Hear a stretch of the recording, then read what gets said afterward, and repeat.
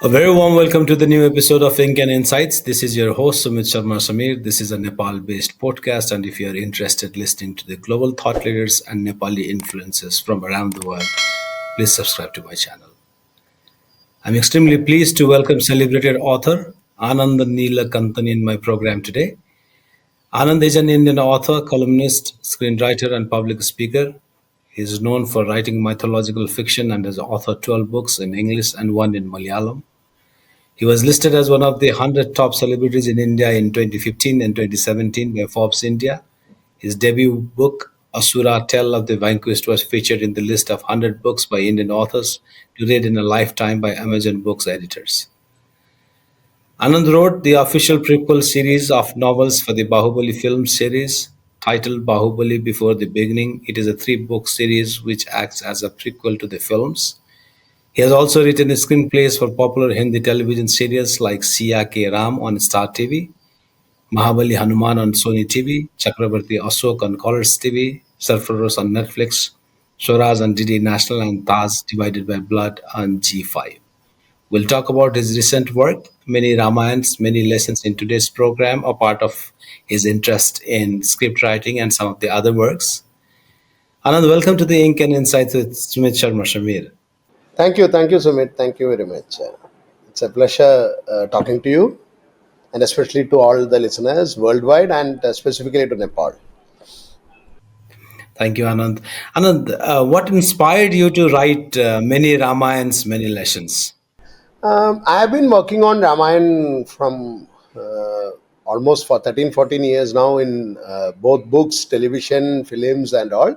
Apart from that, Ramayana has been a part of from my childhood itself. You are from Nepal. I am from the other extreme of the subcontinent, that is in Kerala. So where I grew up, we had different versions of Ramayana, a lot of temples. I have been only once to Nepal and usual tourist circuit like Kathmandu, Pokhara, and other places. And I found a lot of similarity in the architecture of Kerala and Nepal. That apart, a lot of temples are there in the place where I grew up. So this is the capital of the ancient Chera dynasty, one of the oldest dynasties right from the Mahabharata Ramayana times to 1947. So this was the capital of that place, the town from where I come from. So around 108 temples are there, and oral storytellers used to come and tell different versions of Ramayana there itself. So from my childhood, I grew up hearing the debates based on Ramayana or Mahabharata, and that was kind of entertainment. Then when I came to writing, a lot of shows and a lot of books I wrote based on Ramayan from all sides. Like my Asura is from Ravan's point of view, and Vanara is from Bali's point of view. Whereas Sangat Mojan Mahabali Hanuman, the series I wrote, it's Hanuman is the main protagonist. Or Siya Ke Ram, it is Sita, or Srimad Ramayan, which comes in Sony TV now, it's a conventional Ramayan. So a lot of people used to ask this question because I used to show many things which are not usually shown in conventional Ramayan, in television series also. And also my books were for people who are not familiar with various versions of Ramayan, quite radical. Like there is this version where, a lot of versions where Sita is the daughter of Ravan. So in some of my books I have used it. There are versions where Ram had an elder sister called Shanta. So I used it in Siya Ke Ram. So questions used to come, where are you sourcing it from? Some people used to be angry, some people were curious. So I thought, why not put it into a book format, whatever I have been, the notes I have collected, the oral story forms which I heard about. So this book is a product of all those. I told it not like a scholar. I am not a scholar. I'm a storyteller. So I told it like a in a storyteller's format, but giving references to this version of the story comes in so and so Ramayan. This version of this comes in so and so Ramayan, and so forth. So that is how the book was. Very interesting. Anand, the Ramayana and Mahabharata are very, loved and talked about epics in Nepal as well. It's very popular in our country also. And you seem to explore multiple interpretations of the Ramayana. Which version do you find most compelling and why? It is very difficult to choose because, see, when I say various versions of Ramayana, some are the complete versions, but some of them are like partial, some incident, some what you call as Sthala Puranas. In certain places, they will have something associated with Ramayan, where it is so like that, like the place where I hail from, not from my hometown, but the place where I have my writing retreat and where I go and sit and write. I live in Mumbai, but I have a place called Wayanad in Right. the western Ghats of Kerala, a mountainous region, nothing compared to Nepal, where it's all mighty Himalayas. But this is like 2,000 meters above mean sea level kind of thing, 50 kilometers from the sea. That kind of hill stations are Right. there. Mm. Uh, there is a Ramayan where the Adivasis of that area, they have their own Ramayan. They believe everything happened in that vicinity, in that district. Oh, interesting. So, like this, I found a lot of places where people think the Ramayana happened in that particular place. Just like Thailand, they think that Ayodhya is there and everything happened there. This Ramayana Right. has been transferred from places to places, and many people believe this is the actual Ayodhya, this is the actual Sita's place. So, they have their own Valmiki's ashram in Wayanad. There is a place where Lava and Kusha were born. So, from Right. there to Ayodhya will be like 3,000 kilometers. But still, Mm. if you tell them, they will argue that no, no, no, everything happened here. They were all our people. Ram, Right. Ravan, everybody is Lanka, everything is in and around that place. So these kind of so I cannot say one particular Ramayana is my favorite because every Right. day, even after writing this book, I found out hundreds of different variations which I couldn't include in the book. So this has to be constantly updated as and when more and more versions I encounter. And what lessons from the Ramayana do you think are most relevant to today's world? See, it is not a single lesson. It's not a fable where you say, finally, after this is the moral of the story.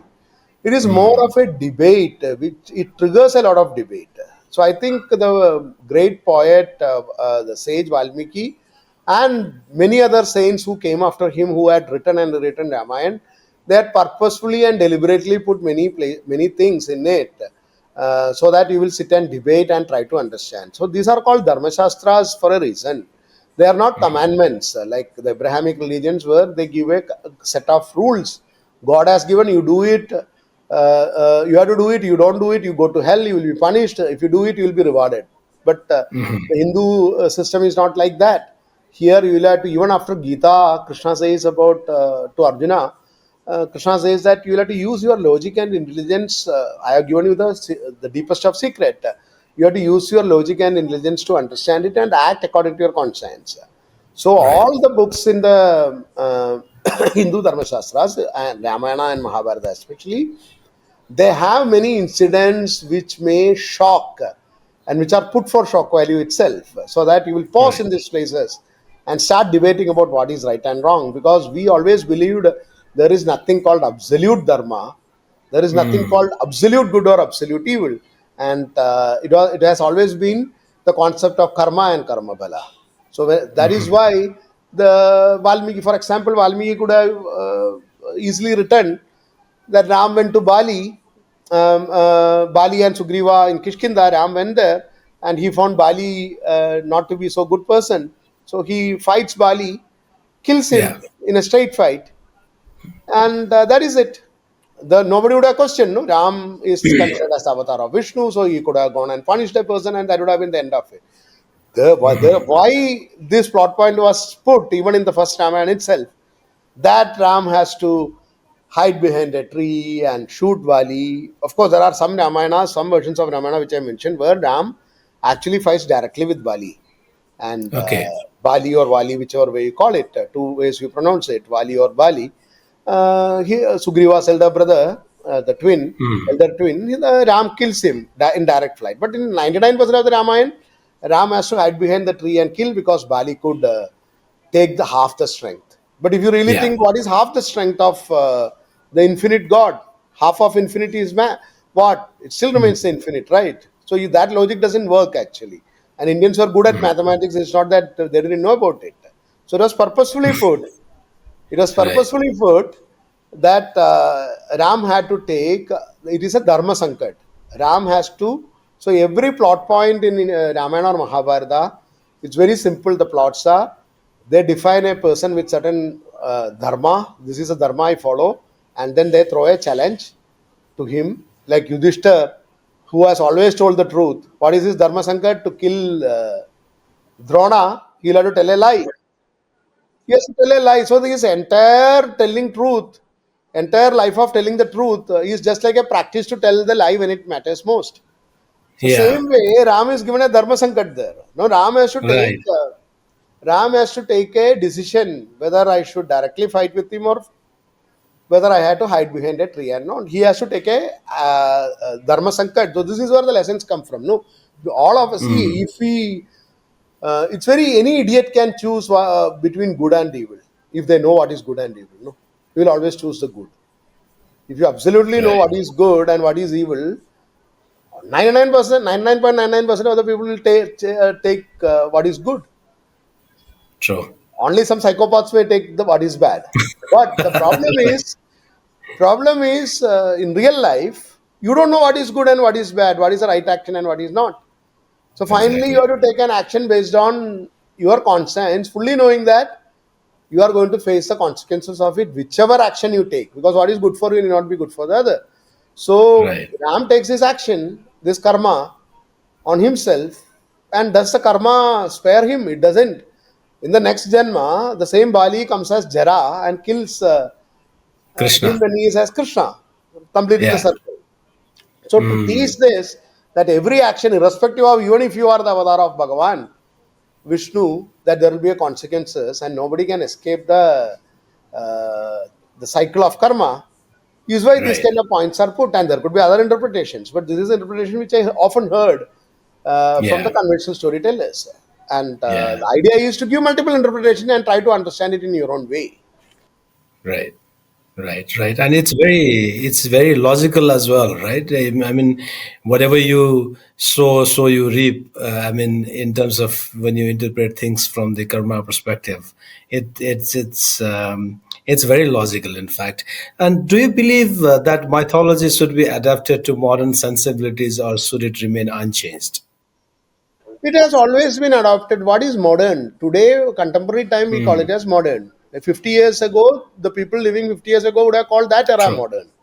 1,000 years ago, those people also would have called that Mm, era modern, right? So the when we say every era have written and rewritten Ramayana or Mahabharata to suit their sensibilities and their dharma, because dharma changes as per the time, place, and culture.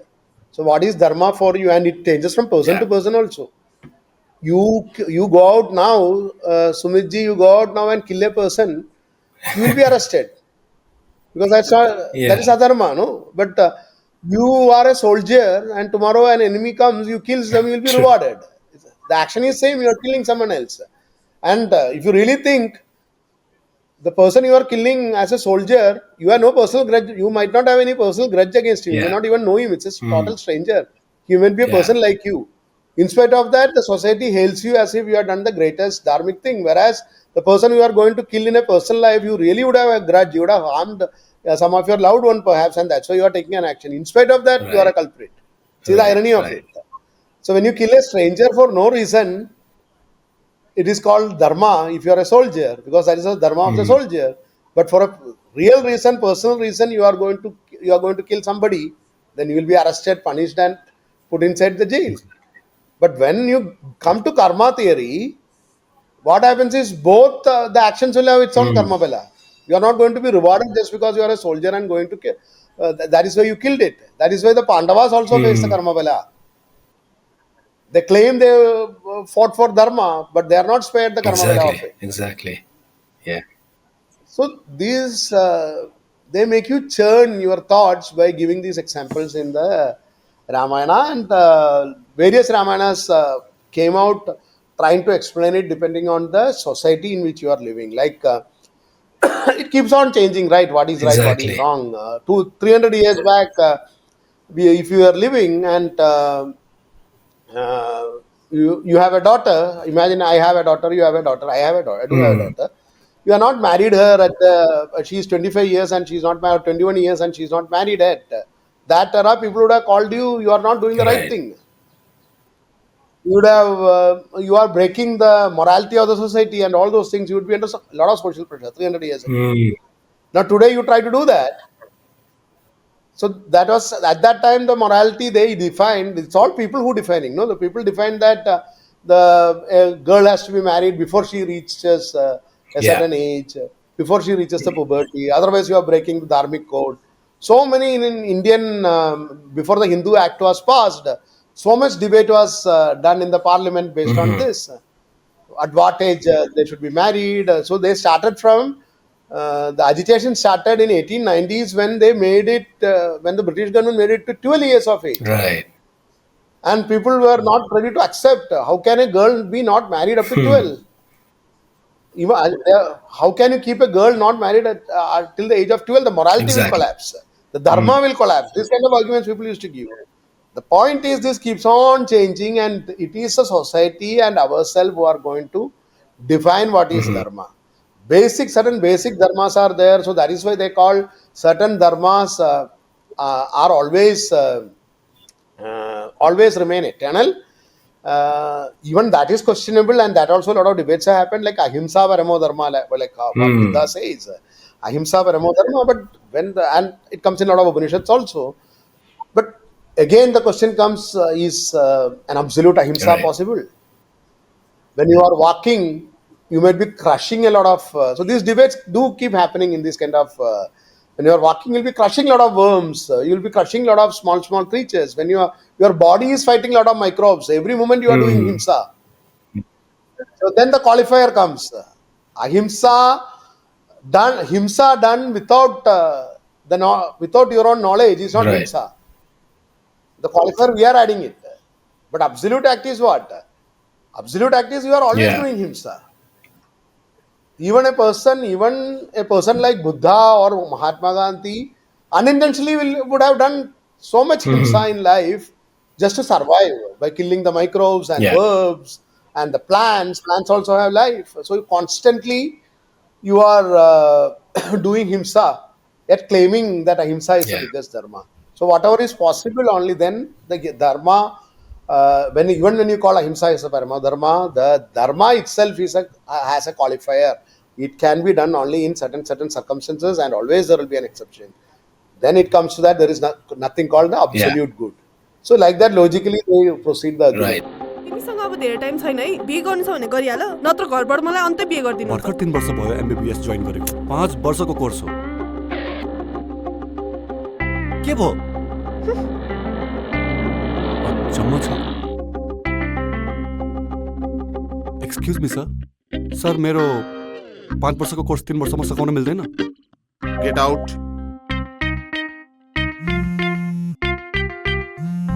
Hello के सोच्यो त के सोच्ने मैले प्रिन्सिपलसँग पनि कुरा गरिसके 3 वर्षमा पनि के हुन्छ 3 वर्षमा के भयो भाइ ल बस साउजी एक कप चिया कसले भन्यो 3 वर्षमा केही हुँदैन भनेर यो हेर एलआइसी नेपालको धनवृष्टि योजनामा 3 वर्षमा पैसा फिर्ता हुन्छ ए हो र जीवन बीमाको साथमा धनवृष्टि 3 वर्षमा एलआइसी नेपालको धनवृष्टि योजना LIC Nepal Warm services to delight your senses. Taking hospitality to newer heights. Nepal Airlines. And Anand, how do you think different versions of the Ramayana reflect the societies, different societies that created them, right? So Every society have rewritten the Ramayana to suit them. So there are Ramayanas outside India and a few inside India where all the characters are oh Muslims. wow. Hmm. So they do namaz. So there are plays, Indonesian plays where they while the play is going on, they do the namaz. Before the war, they do the namaz. They pray to Allah and then Right. fight the war. There are Catholic Ramayans in Philippines and all where all the characters are uh, Right. Catholics, Okay. How interesting is that? Christians, including Ravana Okay. and all. So, and even in India, and I am, of course, it will be there. Perhaps many of you will be familiar in Nepal also.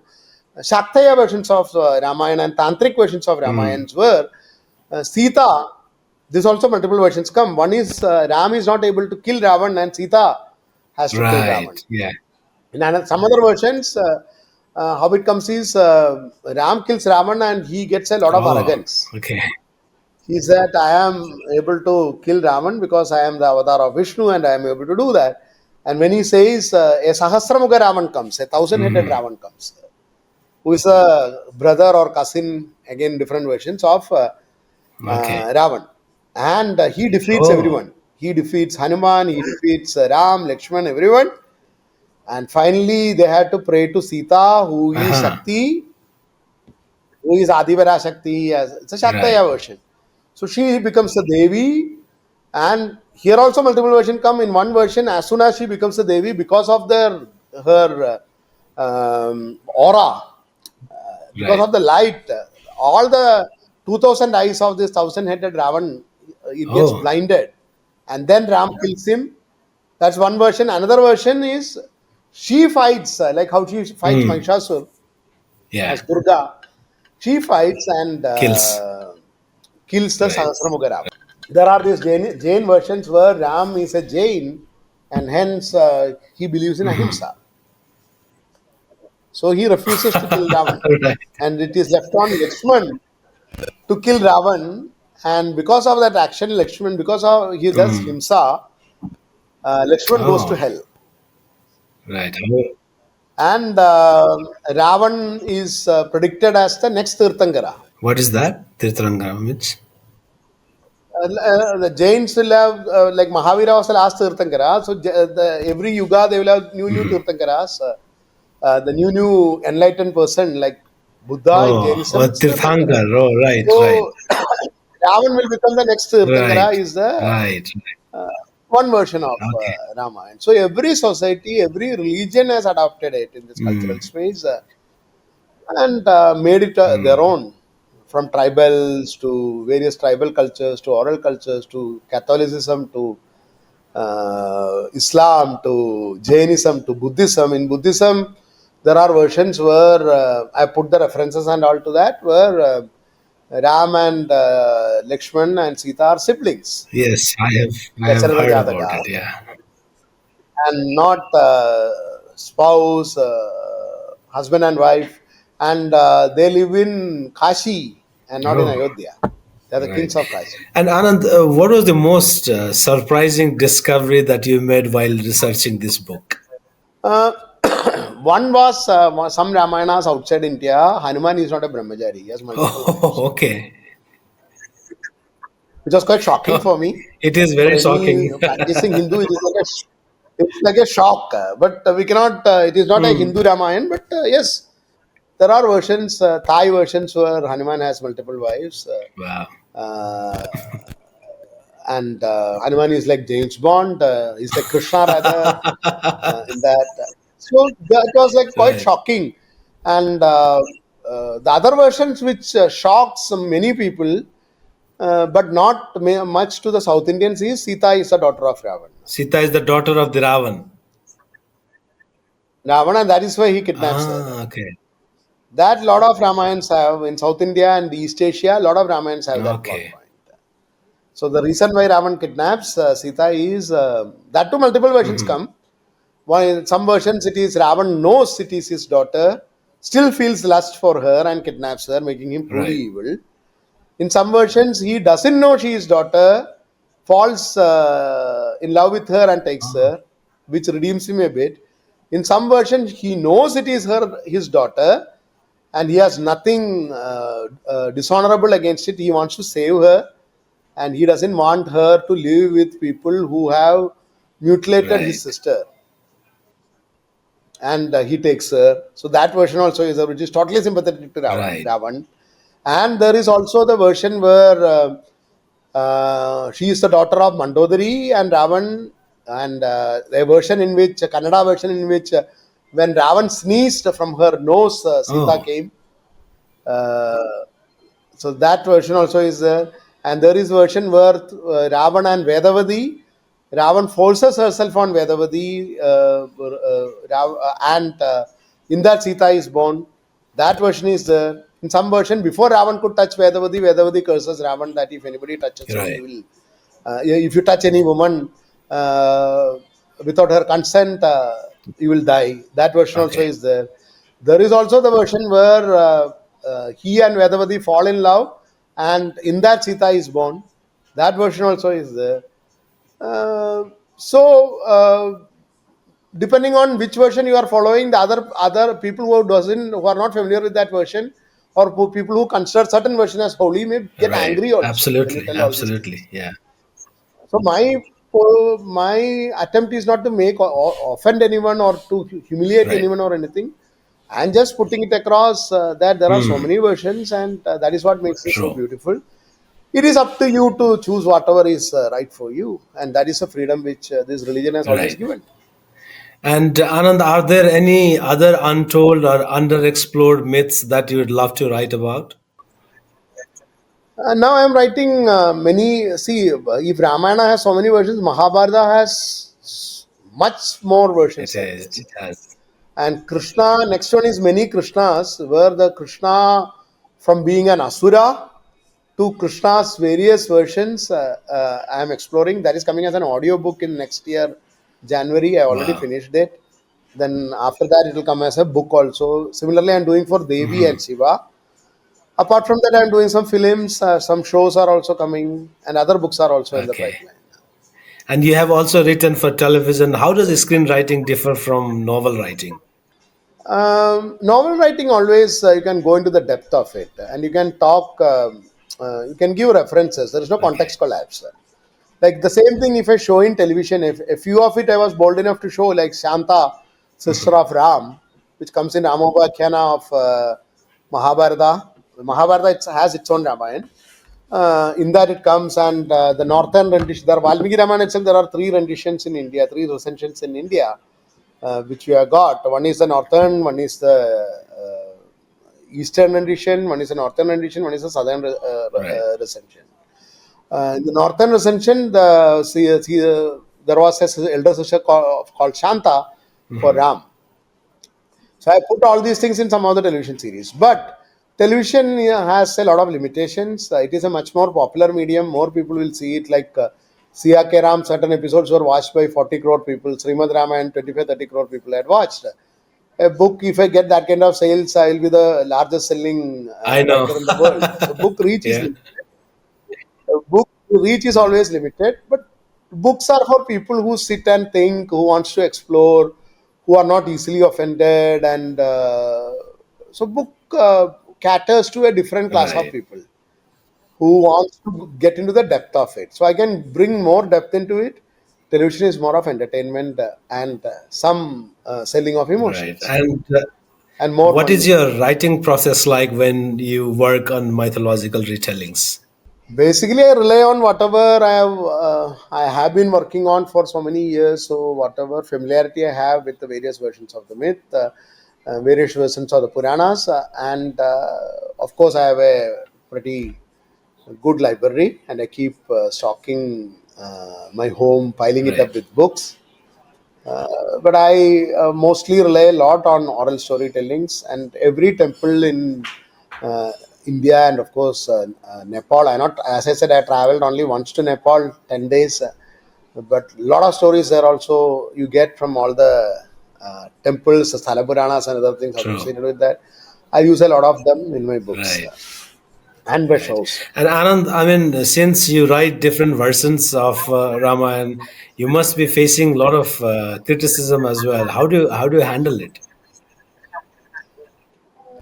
Uh, I don't think I not got fortunately that kind of criticism. Of course, criticism will come when you are writing in such mass media like television, films, and other things. But I think our society is mature enough, and many people are. When you remind them, they remember that there are these versions which they heard from their Right. grandparents and other things. So it's only a matter of Hmm. nudging them. So, like when you say there is a story of we showed Padal Ravana and other things, which is not usually shown in Ramayan series. Patal Ravan, or we showed Meghanad in a slightly uh, what you call, not the totally negative shade like Right. usually they show it, because Meganath, if you go by Purana, is a very noble Oh, character in interesting. Ramayana. He sacrificed. He is Ram in Oh, Raman's side. wow. Because whatever atrocities they accuse Ravana of, Meganath doesn't have. No, he's married to Yeah. one woman. He doesn't womanize. He doesn't take things by force. He does it everything for the father. He's Yeah. like Karna, or more than Karna. He's more like Ram in the He's a wrong loyal side. son to Ravana.